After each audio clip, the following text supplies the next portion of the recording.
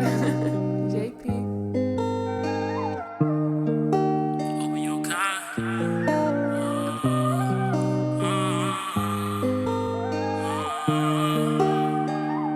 I always lost track to my healing.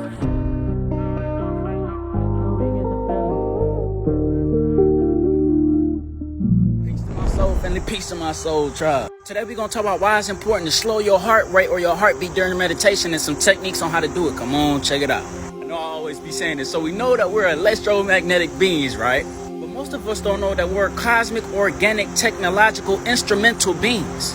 You are the most advanced form of technology in existence.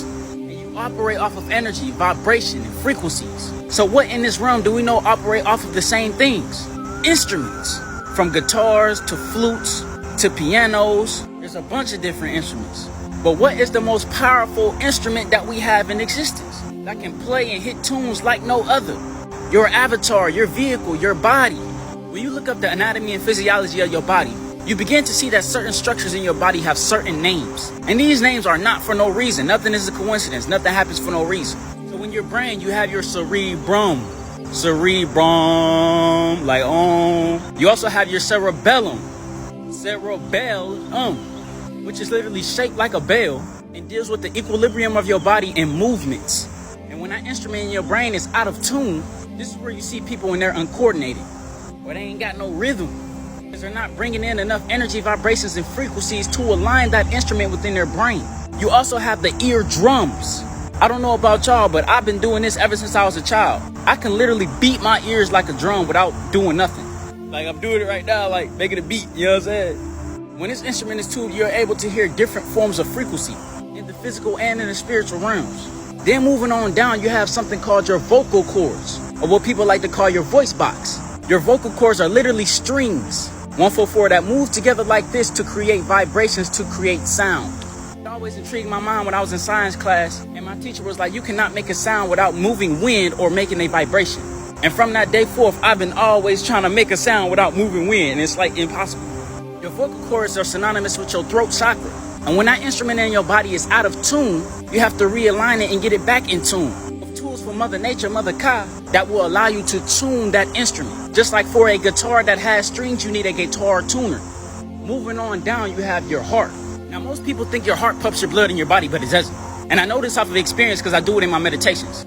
What actually pumps your blood in your body is your lungs. When you breathe in, your heart valves open and close, creating that pump-like effect, or that beat-like effect, which will make you think that your heart is pumping your blood, but it's not. It's just the valves in your heart opening and closing to allow blood in and allow blood out. Now, your heartbeat is very, very important because it's literally where your electromagnetic field or your auric field stems from. The love dub that your heart vibrates literally creates that energetic field around you. I'm gonna stop right here. Go check out part 2 for this download, I say. Peace to my soul, family. Peace to my soul, tribe. This is part 2 on why the heart is so important during your meditations. Come on, check it out. Now, we left off talking about how the heart doesn't pump your blood. Your lungs do. While your heart valve is literally opening and closing to let the blood flow in to create that pump-like effect, it creates what we call an electromagnetic field, auric field, or biofield. Now, your heart and your thymus gland is synonymous with the heart chakra. Now, your thymus gland is the gland that sits right on top of the heart and creates protection for your whole vehicle. It's military training for your cells. Now, when your heart is out of tune, out of alignment, out of beat, it stems from a spiritual aspect. It stems from an energetic aspect, meaning that your heart chakra is out of alignment. And when your heart chakra is out of alignment, that's when all these cardiovascular diseases stem forth. Well, how does your heart chakra get out of alignment? Through the vibrations that you allow through to your vehicle, through your channel, through your remote. What kind of vibration? Let's just say music. Do y'all ever notice when y'all listening to music, your heart get to pumping fast? I'm talking about you feeling like your heart finna beat out your chest, how fast it's beating when you listening to some rap music in this day and age. Or when you're in a traumatic experience and your heart drop and it gets to beating real fast due to all the adrenaline that's pumping through your bloodstream now. This is how the oppressors try to keep the chosen ones and everybody out of alignment. They attack us through our consciousness, through our heart. Because they know if they can get our heart to beat at a faster rate and produce more of these flight or flight responses and chemicals and things like that, and keep us in a state of fear, they have complete subjugation over us. And this is part of what proves why your lungs pump your blood and your heart don't pump your blood.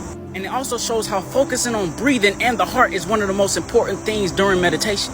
Because once you are able to slow your heart rate, that love dub, do, that literally everything in existence vibrates at, you will be able to synergize and become one with the spirit.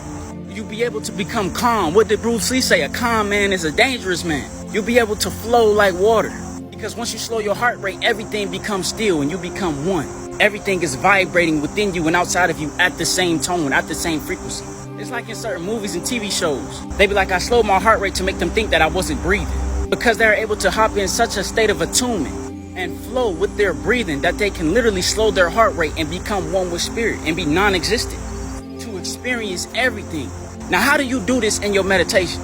One, I recommend that you get you some earplugs. I meditate with earplugs all the time because I love listening to my heartbeat. I love listening to that love frequency that I naturally produce. It's very, very nurturing. Then after you do that, get into a meditative state. Do your diaphragmatic breathing. As you're doing your diaphragmatic breathing, begin to listen to your heartbeat with the earplugs in. Begin to hear it through your whole body. You can feel it through your fingertips, your arms, your legs, your stomach, your head, and your locks, literally. I be opening my eyes and my locks be like, do. Hear the frequency of your heartbeat. This is training you to be more accustomed to refined energies. Now once you do that, now start to breathe slower and slower, deeper and deeper.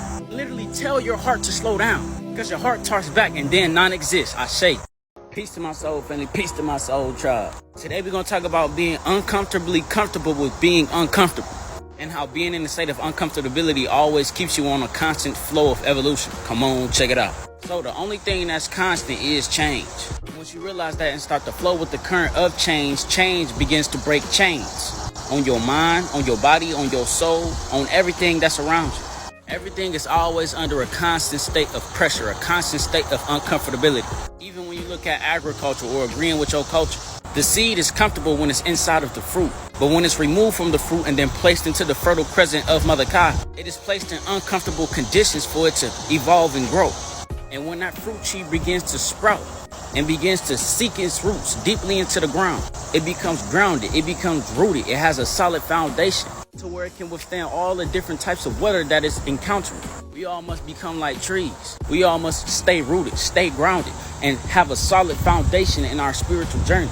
It needs to be structurally sound and in a constant state of flow, a constant state of growth. And one of the most powerful ways to do that is to stay uncomfortable, to stay out of your comfort zone, because it puts pressure on your crystalline structure. It puts pressure on the crystals that exist within your body, exist within your being. It puts stress on the fractalities of your soul. This is why when our back's against the wall, we can do some magical things. Because when we're under this state of pressure or uncomfortability, a piezoelectric charge happens. A piezoelectric charge is when the amount of pressure is put on something, and it creates a surge of energy, a surge of growth. This is why you see mothers being able to flip cars to get to their baby. This is why you see athletes breaking records, because they constantly putting themselves under a state of pressure, making their vessel uncomfortable so it can always stress itself and then grow from it. We should always be doing the things that make us uncomfortable because that's where our true growth lies. That's where our true passion lies. That's where your soul mission lies. We all should be striving to do at least one uncomfortable thing every single day. If you're an introvert and you don't like to talk to people, talk to the first person you see today. If you're operating out of a state of fear and want to push knowledge and hop on live and make videos, make a video today. No matter how it comes out, no matter what you say, create it, make it, do it. Because you're putting it out in the ethers that you're not afraid anymore. You're not afraid of uncomfortability. You're not afraid to hop on this train of change. And most importantly, you're not afraid of yourself. If you yearn to grow exponentially in your journey, in your walk, you must harmonize that state of uncomfortability on every aspect, on every level. If a certain book or a certain teaching or a certain speck of information makes you uncomfortable, go ahead and read that. Go ahead and tap into that, because it will give you a deeper understanding of self and the whole conglomeration of that topic. Like, really just step outside of nature and see how uncomfortable everything is. When I look outside of nature, I see uncomfortability around everything, and it's a good thing because everything around me is always changing, growing, and evolving, and it allows me to do so as well. Peace. Peace to my soul family, peace to my soul tribe. Today we're going to talk about something I like to call the flow state and why you must be comfortably uncomfortable with change. Come on, check it out. Now, if you take a look around in nature, everything is in a constant state of flow. Everything is in a constant state of being. You don't see oak trees trying to be bushes. You don't see ants trying to be bees. Bees really got it down to a science because bees really just be. You dig what I'm saying? Everything in nature has a consciousness. So that means everything in nature in its third dimensional realm realized everything is separate, but it's also one collectively. And everything in nature understands that even though everything is separate, they still have to operate as one for everything to be what it is. This is what makes the flow state so important. Because if you're constantly going against the grain with something that doesn't align with you, you will not be able to flow. That's why the element of water is so intrinsic. Because water is going to find its way to flow by any means necessary. How do you know when you're in a state of flow? You get into uncomfortable situations and you stop trying to change the outcome and then you just let it go. See, I always say this. When you let go, you let flow. And then when you let flow, you're in a constant state of growth or evolution. And once you're in a constant state of growth and evolution, you don't become your highest self, but you become your infinite self. Because the flowing primordial waters of thought or consciousness does not stop. It continues to expand, grow, and experience to continue to do it all over again. This is what makes good and bad one. 1, 2, 3. This is what makes angels and demons one. This is what makes light and dark one. Because it's all simultaneously connected even while parting ways. If you trace the trickle of the flow of water back to the source, it's gonna start at one point, which is this supreme conscious being. And this supreme cosmic consciousness understand this, overstand this, and understand this, and omnistand this, which makes it always stay in a constant state of flow. This is how you channel source and get messages directly from source when you're in a constant state of flow. Because you're not going against the flow or current or energy of the primordial waters of thought. This plays a big role in meditation too, because when people get into meditation, they want to clear their mind and stop thinking. Well, that's going to be very challenging if you don't know how to let your thoughts flow and understand that your thoughts are just thoughts, and that's that. And they only become materialized when you send energy towards those thoughts so they can actualize themselves and permeate themselves into your reality, which is called manifestation. Meditation is one of the greatest tools to get into a constant state of flow because you're always constantly downloading thoughts. And once you're able to get on that train of thought or that boat of thoughts that is floating down the primordial water of consciousness, you're able to go with the flow and choose what thought you want to focus on within your mind. But you better make sure you get back on that boat so you can continue to flow or you'll get stuck.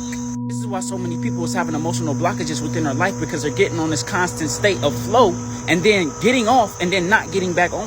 They're constantly thinking on or giving energy to a painful experience within their life, which then creates their painful reality, instead of letting it go to get in the flow. One of the high points of being in a state of flow is nothing is a coincidence and nothing happens for no reason. So get in flow, I say. Peace to my soul family, peace to my soul tribe. Today I'm finna get some downloads on this cosmic binary codes, angel numbers. Come on, check it out. So I know a lot of us on our journey see a series of recurring numbers. 111, 222, 333, so on and so forth. 11, 11, 12, 12. A plethora of numeric codes that's being cosmically and algorithmically aligned with our reality. Angel numbers, that's what people call them, are messages from the angels of light or angles of light, synergized at a certain frequency to give you guidance and downloads on a certain situation or experience. That's just the basis of it. So if some of y'all didn't know, numbers is one of the most ancient forms of communication. Being as though we exist on highly advanced realms of thought and consciousness, higher beings of light or refined energies tend to send you signals through numeric coding because your subconscious knows what it means, but your consciousness doesn't yet. So therefore, you do your own due diligence to go look up these angel numbers, stimulate the cosmic knowledge or Akashic records that's embedded within your DEA or DNA. That's why it's intrinsic and important for y'all to do your own due diligence as y'all gaining knowledge from different areas. Yes, it can resonate with you, but also do your own research because you're getting your own understanding on how to break it down on multiple levels. 111. So what is binary code? Getting binary code right now. Wow, the time on this video say 1112. That's wild. Y'all know we live in the matrix, right? A simulation, a hologram, so on and so forth. Everything in this realm and this state is illusionary, making you feel as though what you're actually experiencing here in this realm is of the utmost importance to you when you should be gaining more light, gaining more information, unlocking yourself. Binary code is just a system of numerical value using ones and zeros, yeses and nos, open and closes, that allows this construct to exist the way it does. So when you get these series of angel numbers, your algorithmic reality is being sent through this system, embedded within your organic technological vehicle. Help you rise and ascend to your highest self, your highest purpose. But let's say if you get a 444, like 444, like what is that? Why I keep seeing 444? So galactic family, your star family, your astral family, existing on different realms of thought, of consciousness. They here right now, tapping in with me, 3 of them. But they're letting you know that they are present. They are completely protecting you, guiding you, nourishing you, nurturing you, letting you understand that the power lies within. So what else has a system of coding embedded within our vehicles? Your DEA or DNA, deoxyribose nucleic etheric acid. And when you get these angel numbers or these codes, they do something to your DEA. It helps you to get further along of the decoding sequence that's on light cone lockdown embedded within your DNA. Your DNA is made up of something called amino acids. As you continue to rise in consciousness, eat right, sleep right, get out here in the sun and charge up, this initiates an upgrade from a 2-strand DEA to a 12-strand DEA. These series of U's, A's, G's, C's, T's, and I's and V's to unlock and synergize at alarming rates. So not only is your DNA encoded alphabetically, but alphabetically it can be transmuted to numerically. So not only the more and more angel numbers you see, you guidance and insight on your path in life, situations that you're going through. It also helps to implement amino acids that need to be utilized to fully activate you. Gratitude unto every single one of y'all. Light for part 2 if y'all want some more insight about angel numbers. Ashe. Peace to my soul family, peace to my soul tribe. Are parallel realities, the multiverse, different dimensions real? Come on, check it out. So you ever just be sitting there and you just be daydreaming, right? The whole movie could be flashing right before your first die. But you just sitting here just like I'm sitting here right now. Let's just say you driving down the street and you decide to run a red light. And after you run this red light, you get another vision that your car got blasted while you ran that red light. Or what all of us experience when you go to the astral realms, when you rest at night and you flying, you shooting fireballs out your hand, you teleporting, you experiencing stuff that you know you did not experience in this third dimensional reality. You are in fact traveling to different multiversal dimensions where you exist simultaneously with this reality that we in. And I'm speaking solely off experience. There's a plethora of movies where they talk about this, and they've been dropping a lot recently. Doctor Strange Multiverse Madness. If you haven't seen this one, y'all need to go see this one. Everything, Everywhere, All at Once. Spider-Man Into the Spider-Verse. Why did they decide to start dropping all these different multiversal, omniversal movies right now? Because we're going through a shift of synergy. Those who shift higher in consciousness, higher in vibration, higher in frequency, are able to experience and astral travel to different dimensions where they exist in. Whether you exist as a blade of grass in this dimension, a dimension where you 6 foot tall and you got bluish green skin. I done went to a dimension before where I looked like Vin Diesel. But I was straight an astral assassin though. But I still knew it was me. You know how the elites get when we start to experience these things, they drop them in movies to make it seem as though it's not real. But in all actuality, for brothers and sisters like us, we get to cracking the code. We get to looking all through these movies, comparing everything, getting instantaneous downloads and confirmation on what we experience. But as you continue to expand your consciousness and obtain more light, like I said in the beginning of this video, as you're moving throughout your daily life in this third dimensional realm, you will begin to have visions of yourself in these other realities where you're existing in simultaneously. So right now, I'm recording this TikTok, right? I'm so tapped in and synergized with my other selves. I just seen like 5 different realities where I'm doing something different in the exact same spot at this exact moment. This is what makes manifestation so powerful. Because once you know and understand that you exist already somewhere as a millionaire, all you got to do is tap into that consciousness. Tap into that frequency of the way it makes you feel and let it flow right to this reality. That's how come y'all just be getting instant downloads and stuff like that. Not only because we're tapped in the source, but because all our other versions of ourselves holistically send channel messages to each other.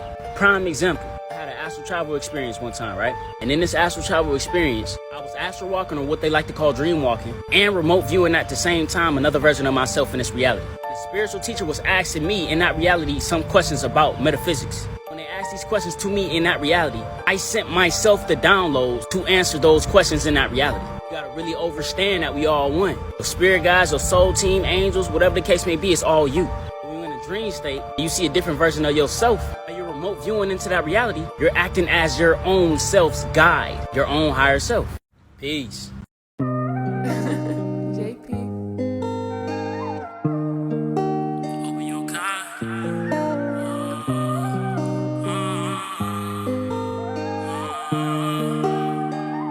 I always fly straight to my